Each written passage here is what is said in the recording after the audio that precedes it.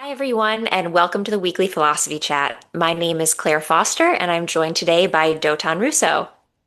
Hello, Claire. Hi, Dotan. Thanks so much for being here. Thank you for having me. So, today we're going to be talking about human nature, but it will look a little bit different this week because my usual philosophical sparring partner, Dotan, has agreed to talk to us in a bit more detail about his professional background as a criminal prosecutor and what he thinks about human nature given his experience. And we look forward to learning about his experience and gaining a new perspective from his point of view. So let's jump right in. And Dotan, if you could you just give us some background about what it is that you did as a criminal prosecutor, at what point of life that you had this experience, and what kind of cases you tried? Yes, for sure. In my academic background, I started my first degree was bachelor degree was in philosophy and law, then a master degree in philosophy and a PhD in law, focused on criminal law. And once I became a lawyer, I first worked at the Israeli Parliament, the Knesset, for 3 years. I was a legal advisor to the Israeli Parliament, Parliament committees, and the Parliament member. And then I became a criminal prosecutor, a job that I was doing for 13 years. The department that I was working for was doing actually the most severe crimes. So I was prosecuting murder cases, severe sexual assaults, organized crime, terror, and others. I got a high dose of the worst things that people can do to one another. And for the last 10, 12 years, I've been living in Canada. I'm teaching philosophy and law here. And this is my background. So most of us get our perspective and our develop a position on human nature with our social engagements and relationships, but you have a slightly different perspective given your professional experience. How would you say your professional experience has impacted what you think and how you feel about human nature? I think it made me much less naive about human nature because I go to see, as I mentioned, hundreds, thousands of cases where people, very often people like you and me, normative people that you wouldn't even imagine or expect to be involved with different kinds of evil, committing terrible things. And while one might say that a perspective of a prosecutor is not a balanced one, because obviously he gets to see the worst, still, I think that it gives a much wider and a deeper understanding of human nature and the tendency, maybe even to do evil. So, in that sense, I think that most prosecutors, I believe, would agree that they ended up with much less trust in human nature than when they started working, doing this job. And what would you say, if anything, is consistent about the human nature of the normative, as to use your words, normative people, versus those who are under the stress of being tried, convicted, and in many cases, rightfully so, under the law? Is there any part of human nature that you would say shifts or is different between those who are living a free life versus those who are under the stress of potentially a life or death situation?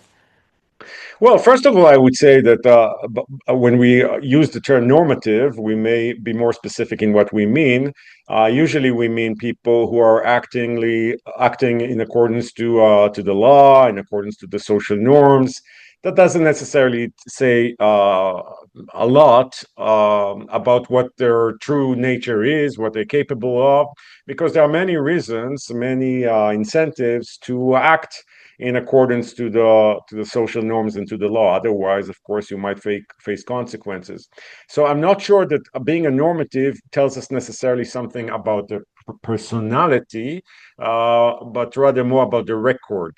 And I think this also may imply about the more deep answer to your question, and that is that I think that all of us, maybe most of us, the vast majority of us, obviously, I don't have any insight to everybody has the potential to do evil.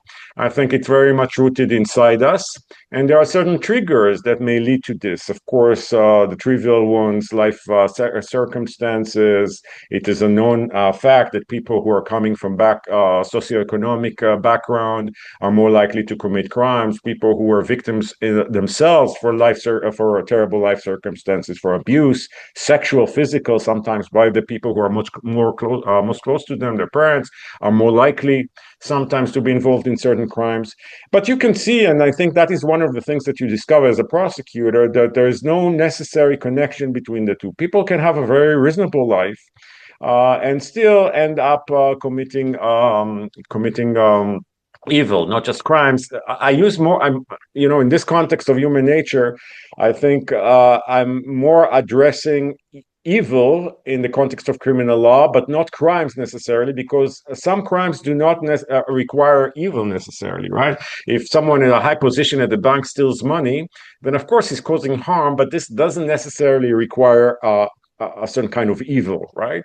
Well, abuse and severe abuse and other crimes may involve with such evil, with such cruelty. So yes, I would say we all have this tendency, or most of us. So just to be clear, are you saying that everyone, regardless of circumstance, has within them, within their human nature, the capacity to do evil or to do a crime that might not necessarily be categorized as evil, to use your example with the bank? Are we all capable, no matter our circumstances, of doing evil?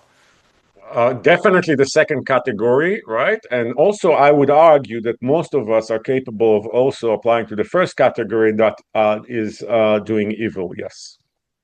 And did you sort of grow up, as you can recall, feeling that way, or was it truly the repetition and, I guess, the repeated exposure to the crimes that you saw and that you tried that made you feel that way?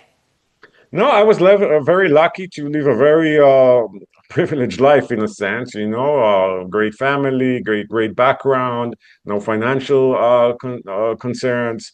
So I was, my social life was very good. So I think it's not something that I was born with, or I could observe, Mm. or a certain thought or feeling or tendency or perspective about human nature that I always had. No, I think this is something that I acquired through time. And, I think I would say something which may sound very, very harsh, but still, people in my department, the people that were doing the kind of work that I would do, if they were suddenly told that someone who is very close to them committed a crime, maybe even a terrible crime, like, sexual assault, even pedophilia, right? They would be surprised, of course, but it's not as if um, they would not be in a state of mind that this can never happen. And the reason for this is because they've been through this so many times, where people who seem to be very normal by any aspects of their life, also, if you use your intuitions regard them, are actually involved in such crimes. I remember a case of a woman who was abusing her little children in such a horrific way that, of course, I would not, I would spare you from the details. And this was a pre-trial detention process. So I just got all the materials from the police. I was about to go to the courtroom just the day after and see her for the first time in the courtroom. And on the way there, I was, wondering, how would she look like? This person who was abusing little children for for relatively few years, actually, in such a horrific way. And then she was in her 30s. She was an English teacher with a master's degree, beautiful woman with a soft voice. I looked at her, and I said to myself, there must be something about her which is different than all of us. And I couldn't find anything. And then through the trial, where I got to know her much better, really, she's a person that you would easily, choose as your best friend. So I think that is very telling, in the sense that, going back to what we said, that this is not something that this is something, or this more pessimistic view of human nature is something that we I think prosecutors get to see and to through time, through their work.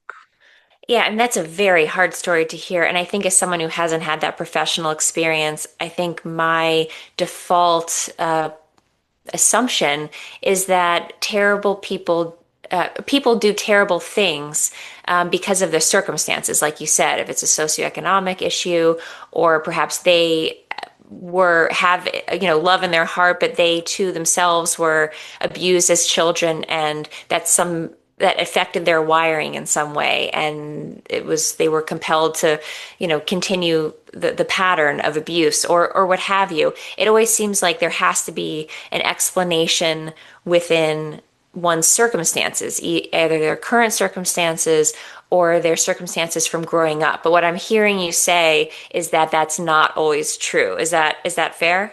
Yes, and I'll give you two examples. One is a very known one, relatively. Ted Bundy, the serial killer. He killed about 30 people, mostly women. During his trial, he became like a celebrity because he was a handsome man. He was very intelligent, very charming. Women send thousands of women all over the state send him love letters during the trial itself, Mhm. and eventually was executed. And he, as he testified himself, and you can find his interviews on YouTube, he had a great family, great background, no reason whatsoever to commit the crimes that he committed. It was disconnected from those possible, you know, as far as we can relate this to reasons or excuses, to possible excuses or reasons. I was prosecuting another case of a person named Daniel Maroz in Israel. He assassinated both of his parents, stabbed them to death in a very, very violent murder. And for days, he appeared to be as if, of course, he had nothing to do with it. There was suspicious that started growing, and eventually we discovered that it was him. And not only that he committed those murders to inherit his parents, but also he had a twin brother, which had an identical twin brother. And his whole defense was based on the argument that it's not him who committed the crime, but his brother, because the DNA was found in the scene, and it was the same DNA as the twin brother. Now you can imagine how far one need to go through all this, to murder the parents, and then to try to criminalize the twin brother. And he was a lawyer. But as far as this is really amazing. But he was a lawyer, very intelligent person. Again, great childhood.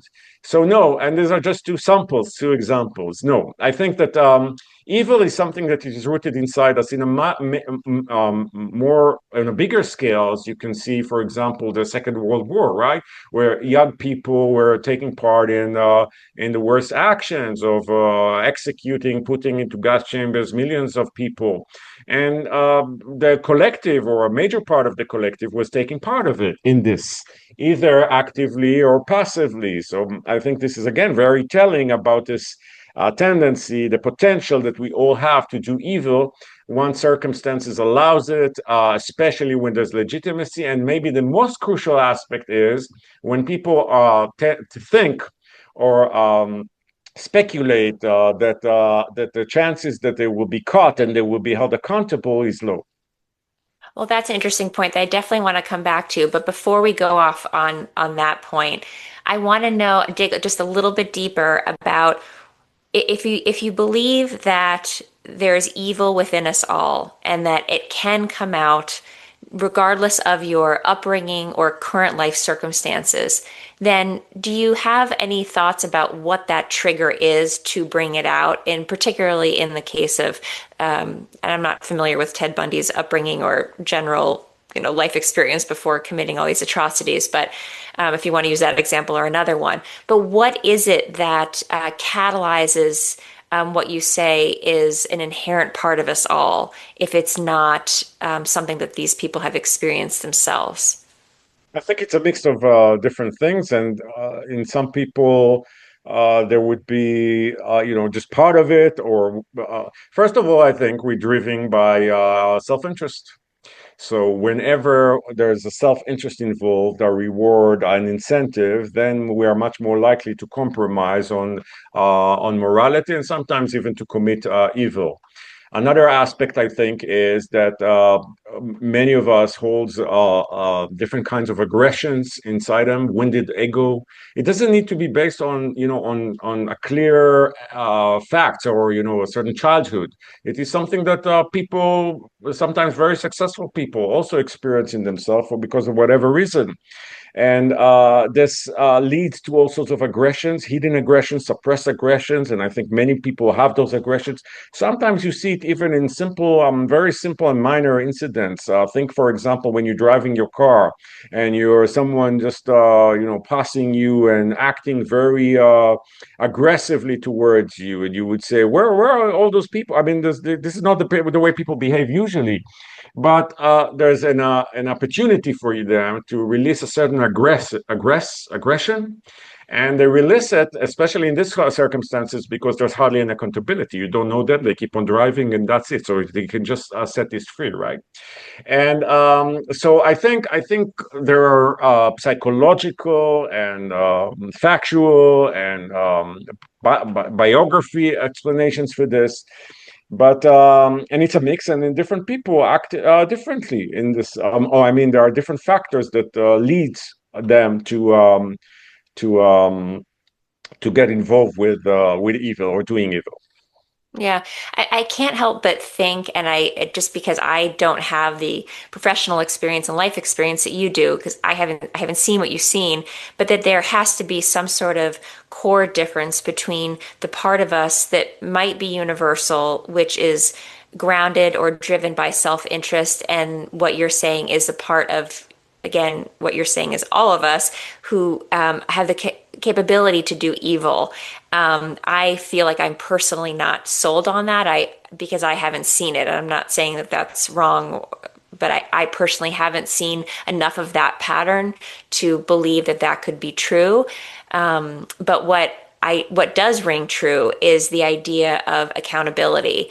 And we've talked about, I think in another episode or just offline, about the myth of the ring of Gyges from Plato's Republic, which many of our listeners are probably familiar with. But the story relates back to the idea that what can you get away with? What would you want to do if no one knew that you were at fault? This is the crux of the story.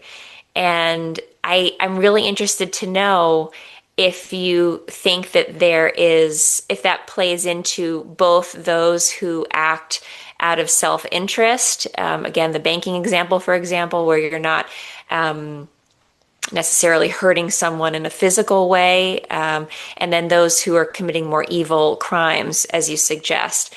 How does the idea of accountability impact both of those kinds of behaviors within our overall human nature? I think this concept or this myth of the ring of Gyges is very powerful, and I actually use it in the courses that I teach in ethics as a self-reflection for the students to evaluate to what degree are they moral and what drives their morality. And the idea, as you mentioned, it's a 2,400 years old myth, and we're still discussing it today because it is so powerful. The idea here is that if you had a ring you could put on your finger that would make you invisible, basically means that you can do whatever you want without be held accountable. And I give them three scenarios. If you had this ring of Gyges and you could take $1 from every person you would encounter, it wouldn't make much difference for those people, but for you, it would make all the difference. You're going to have as much money as you want. You can have a private plan, anything you want. And you know that you are completely shielded from the consequences. Nobody would ever know, and you would not be held accountable. How many of you would do it? In every class that I'm teaching, the majority of the students say they would do it. Then I move to a much harder case, and I say if someone close to you is suffering from organ failure, and you could go, I don't know, take a kidney from some random person in China. Forget about the technicalities, but you take the kidney, you bring it to your sibling, so this random person will die and you'll save your sibling. How many of you would do it?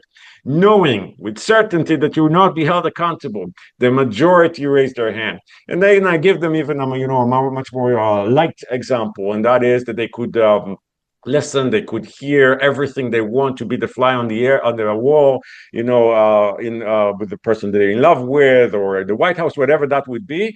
But they will invade the privacy of another person in a very severe way. How many of them would do it? And here again, most of them say they do.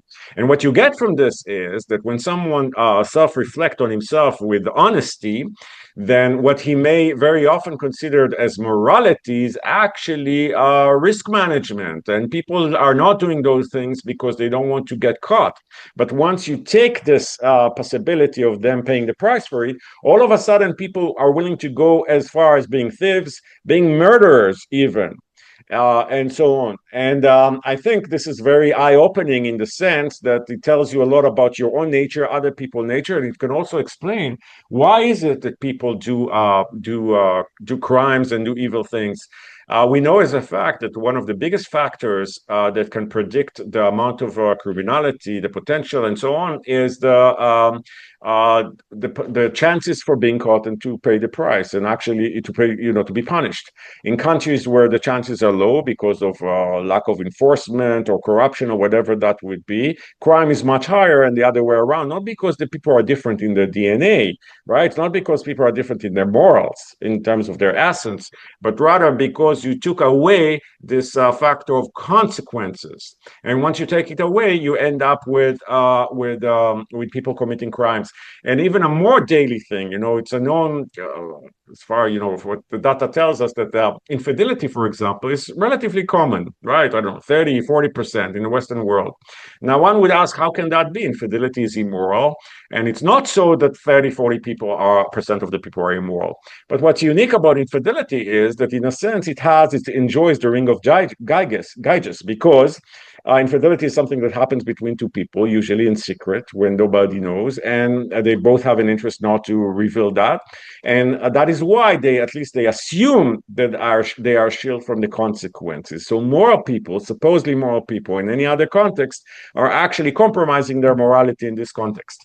And I think, of course, we could discuss this with many more examples, but the bottom line of all this is that we are much less moral than we tend to think of ourselves. And in truth, when our incentives, where our interest needs to be balanced with harming someone else, very often we would be willing to harm others for our incentives. Wow, those are some provocative statements. Is it your contention that human nature is consistent across cultures, given what you just said? Yes, of course, there are differences because we are a product of our society, our culture, and so assuming But the there is nature such a of it, thing the as human core. essence, right? The starting Hmm. point, or which is influenced by culture, then yes, I would say so. What does change amongst us? Is there anything that um, we can identify that's different between us in terms of our human nature, or are we truly consistent across all points? I think there are two layers. One layer is the one that we can see, we can observe. And in that sense, of course, there are differences between us. Some people, you, Mm. for example, never committed a crime, as far as I know, and the chances that you Mm. would is very low. And there are other people who are the other side. So there are differences in practice. But Mm. the deep question that we're asking here is, to what degree we are different in our essence and in our potential to do harm. Mm. And I think people can see themselves in different circumstances, different situations where this can come out of them, as we mentioned. Now, of course, like in any other generalization, especially when we're talking about human nature, which is such complicated, thing, complexity. So, of course, that there's a limit to those generalizations, and maybe some people are different. I had many conversations with a colleague of mine who was also a prosecutor, a very good friend of mine, and we had this kind of conversations because sometimes, I would do those cases of horrific murders, rapes, and so on. I would raise my head up from the table and say to myself loud, the only solution for this is a complete reset to humanity. These are the kind of things that I would say, right? I was so, overwhelmed already with this that I felt there's no hope. And we had many conversations about this, and very often he would say to me, "Would you say the same about yourself? If not, then at least there's one person who does not fit to this. There's some hope." to human nature.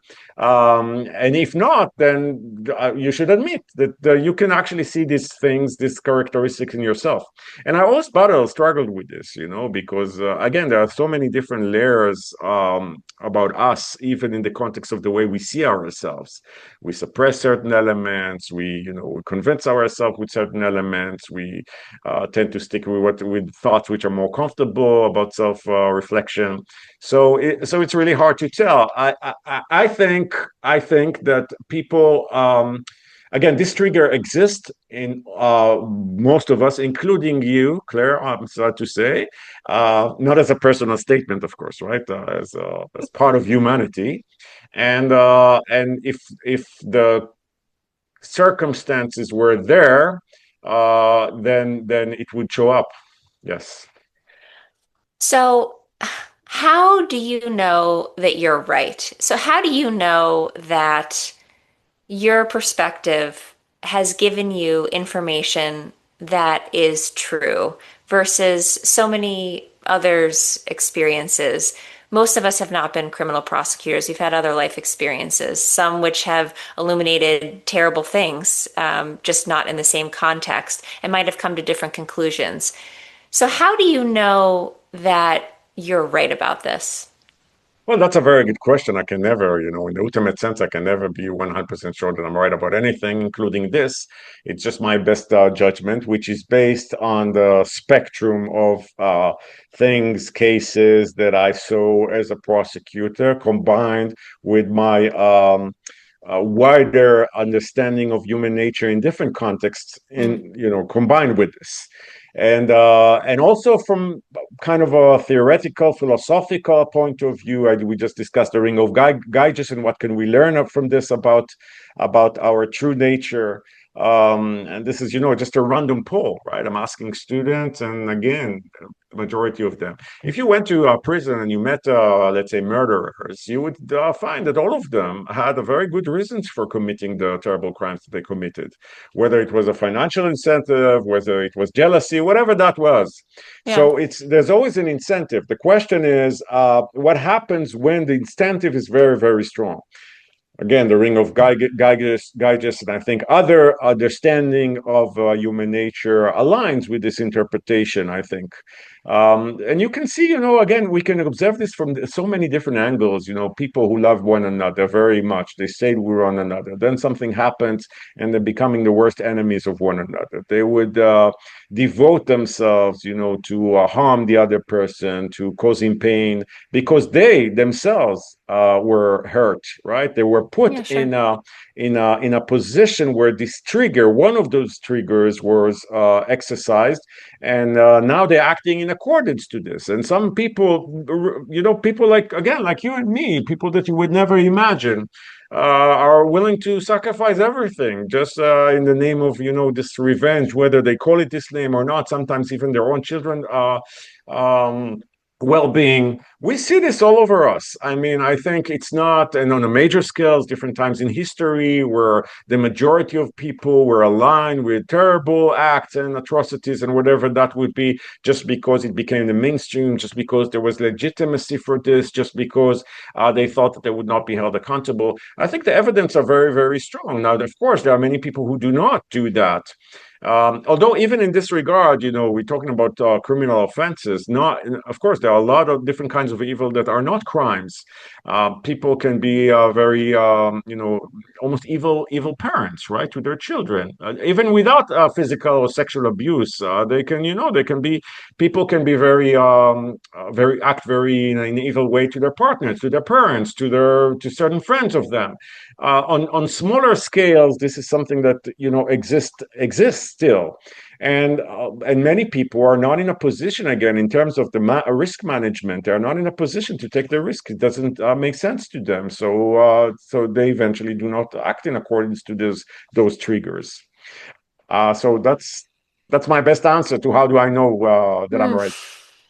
Yeah, and I have to believe that some of these individuals that you're speaking about don't have that moral compass, or don't have the sense that they are acting in an evil way, or might be convicted, or I mean, you have to sort of step outside yourself. You have to have some level of education. You have to have some sort of sense of perspective. And so I can see where there would be, many examples of this like passive sense of evil that you've talked about, like in the Holocaust, for example, and so many other ways, even in, as you said, in modern day parenting as well. Slavery is a great example. Yeah, yeah. I'm curious to know, to attempt to end on a somewhat positive note about human nature, if there's anything that you learned from your work that felt like some sort of sense of positive consistency within human nature, something that you didn't know before that made you feel like, okay, and maybe this is from your colleagues, not necessarily the people that you tried or defended. But is there something consistent about human nature that you learned that was positive? Yes, I think, that people obviously can overcome those tendencies that they have, and they do this in so many different contexts in their lives, right? We are overcoming our nature in so many ways. We do not let ourselves express and act in accordance to our impulses and tendencies without any limit.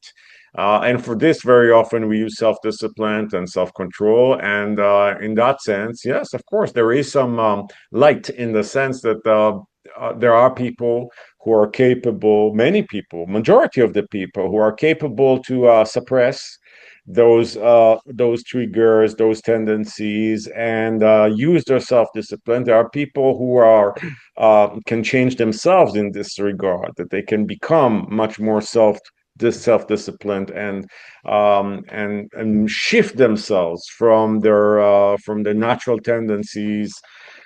So in that sense, of course, I think at the end of the day, when you look around you, many people would say, and rightfully so, that it's a beautiful world, right? It doesn't look like a jungle.